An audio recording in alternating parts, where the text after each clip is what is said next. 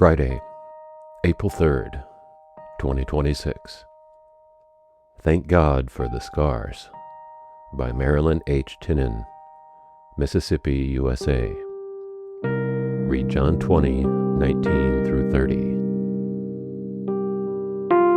Then Jesus said to Thomas, "Put your finger here, see my hands. Reach out your hand and put it into my side. Stop doubting and believe." 18 years ago on Good Friday afternoon, I was on my way to Birmingham, Alabama, for a much-anticipated Easter weekend with my daughter who was in college. The sky was blue, and the earth was alive with the arrival of spring. I felt lighthearted and carefree until my cell phone rang. My doctor delivered the results of my recent biopsy.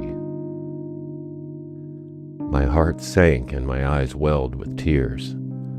Earlier he had seemed confident that my irregular mammogram was a fluke. Now the word cancer thundered in my ears, devouring all the peace I had felt a few seconds before. In that moment my faith was as shaky as my body, but my faith grew in the weeks following surgery as God supplied my needs moment by moment for months.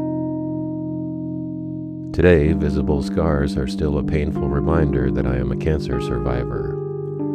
Jesus had visible scars too. I wonder if our risen Savior kept those nail marks out of compassion for us.